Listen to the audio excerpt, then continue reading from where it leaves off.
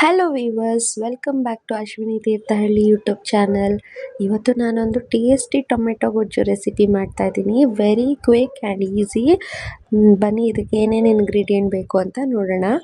ಇಲ್ಲಿ ನಾನು ಇಬ್ರಿಗೆ ಮಾಡ್ತಾ ಇರೋದ್ರಿಂದ ಒಂದು 4ರಿಂದ 5 ಟೊಮೆಟೊ ಕಟ್ ಮಾಡಿ ಇಟ್ಕೊಂಡಿದ್ದೀನಿ.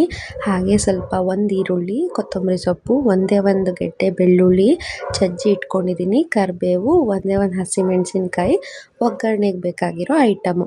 ಸೊ ಇಲ್ಲಿ ಬಾಣಲಿ ಬಿಸಿ ಮಾಡೋಕ್ಕಿಟ್ಟು ಅದಕ್ಕೆ ಒಂದು 4ರಿಂದ 5 ಸ್ಪೂನ್ ಎಣ್ಣೆ ಹಾಕ್ಕೊಂಡಿದ್ದೀನಿ. ಇದಕ್ಕೆ ಇವಾಗ ನಾನು ಸಾಸಿವೆ, ಹಾಗೆ ಸ್ವಲ್ಪ ಜೀರಿಗೆ, ಸೊ ಇದನ್ನು ಆ್ಯಡ್ ಮಾಡಿದ್ದೀನಿ. ಸೊ ಸಡನ್ನಾಗಿ ಬರಲಿಲ್ಲ ಬಾಯಿಗೆ ಅಷ್ಟೇ. ಸೊ ಅದಾದಮೇಲೆ ಕರಿಬೇವಿನ ಸೊಪ್ಪು ಆ್ಯಡ್ ಮಾಡಿದ್ದೀನಿ. ಹಾಗೆ ಒಂದೇ ಒಂದು ಹಸಿಮೆಣಸಿನ್ಕಾಯಿ ಖಾರಕ್ಕೆ ಸ್ವಲ್ಪ ಇರಲಿ ಅಂತ ಹಾಕ್ಕೊಂಡಿದ್ದೀನಿ. ಆಮೇಲೆ ಜಜ್ಜಿರೋ ಬೆಳ್ಳುಳ್ಳಿನ ಹಾಕ್ಕೊಂಡಿದ್ದೀನಿ. ಒಂದು ಗೆಡ್ಡೆ ತೊಗೊಂಡಿದ್ದೆ. ಸೊ ಇಬ್ರಿಗಂದರೆ ಇಷ್ಟು ಬೇಕಾಗತ್ತೆ. ಒಂದು ಇದರಲ್ಲಿ 10ರಿಂದ 15 ಎಸಲಿದೆ. ಸೊ ಇಷ್ಟನ್ನು ಹಾಕಿ ಚೆನ್ನಾಗಿ ಒಂದ್ಸಲ ಕಲಿಸ್ಕೊತೀನಿ. ಆಮೇಲೆ ಒಂದು ಈರುಳ್ಳಿ ಕಟ್ ಮಾಡಿ ಇಟ್ಕೊಂಡಿದ್ದೆ, ಅದನ್ನು ಒಂದು ಈರುಳ್ಳಿನ ಹಾಕಿದ್ದೀನಿ. ಸೊ ಇವಾಗ ಚೆನ್ನಾಗಿ ಒಂದ್ಸಲ ಬಾಡಿಸ್ಕೋಬೇಕು. ಸೊ ಅದಾದಮೇಲೆ ಟೊಮೆಟೊ ಹಾಕ್ತಾಯಿದ್ದೀನಿ. ಸೊ ಇಲ್ಲಿ ಹುಳಿ ಟೊಮೆಟೊ ಮತ್ತು ಇನ್ನೊಂದು ಫಾರಮ್ ಟೊಮೆಟೊ ಎರಡು ಮಿಕ್ಸ್ ಆಗಿದೆ. ಸೊ 2 ಟೊಮೆಟೊ ಹಾಕ್ಕೊಂಡಿದ್ದೀನಿ. ಹಾಗೆ ಚೆನ್ನಾಗಿ ಒಂದ್ಸಲ ಮಿಕ್ಸ್ ಕೊಡ್ತಾಯಿದ್ದೀನಿ. ಸೊ ಮಿಕ್ಸ್ ಕೊಟ್ಟಾದಮೇಲೆ ಇದಕ್ಕೆ ನಾವಿವಾಗ ಸ್ವಲ್ಪ ಅರಿಶಿನ, ಹಾಗೆ ಒಂಚೂರು ಅಚ್ಚ ಖಾರದ ಪುಡಿ ಖಾರಕ್ಕೆ ಹಾಕ್ಕೋಬೇಕಾಗತ್ತೆ. ಅಂದರೆ ಆವಾಗಲೇ ಒಂದೇ ಒಂದು ಹಸಿಮೆಣ್ಸಿನ್ಕಾಯಿ ಹಾಕಿದ್ದು, ಸುಮ್ಮನೆ ಟೇಸ್ಟಿಗಿರಲಿ ಅಂತ. ಆ್ಯಕ್ಚುಲಿ ಇದಕ್ಕೆ ಅಚ್ಚ ಖಾರದ ಪುಡಿನೇ ಹಾಕೋದು. ಇದು ಮೇನ್ ಇಂಗ್ರೀಡಿಯೆಂಟ್. ಸ್ವಲ್ಪ ಸಾಂಬಾರು ಪುಡಿ. ಸೊ ನಿಮ್ಮ ಮನೇಲಿ ಯಾವ ಸಾಂಬಾರು ಪುಡಿ ಇದ್ದರೂ ಓಕೆ, ಬಟ್ ಸ್ವಲ್ಪ ಸಾಂಬಾರು ಪುಡಿ ಹಾಕ್ಕೊಳ್ಳಿ. ಟೇಸ್ಟ್ ಮಾತ್ರ ಆಸಮಾಗಿ ಬರುತ್ತೆ. ಮತ್ತು ರುಚಿಗೆ ತಕ್ಕಷ್ಟು ಉಪ್ಪು. ಸೊ ಇಷ್ಟನ್ನು ಹಾಕ್ಕೊಂಡು ಚೆನ್ನಾಗಿ ಒಂದ್ಸಲ ಕಲಿಸ್ಕೋಬೇಕು. ನೋಡಿ, ನಮ್ಮ ಮನೇಲಿ ಏನಾದರೂ ಸಾಂಬಾರು ಮಾಡಿಲ್ಲ ಅಂತಂದರೆ ಅನ್ನಕ್ಕೆ, ಬಿಸಿ ಅನ್ನಕ್ಕೆ, ಚಪಾತಿಗೆಲ್ಲ ಇದೇ ಗೊಜ್ಜು ಮಾಡ್ಕೊಳ್ಳೋದು. ಸೀರಿಯಸ್ಲಿ ಸಖತ್ತಾಗಿರುತ್ತೆ ಟೇಸ್ಟು. ಗೊಜ್ಜು ಹಾಕ್ಕೊಂಡು ಕಲಿಸ್ಕೊಂಡು ಅನ್ನದ ಜೊತೆ ತಿಂದರೆ wow, taste was next level. So ಸ್ವಲ್ಪ ಹೊತ್ತು ಬೇಯೋಕ್ಕೆ ಬಿಟ್ಬಿಡಿ.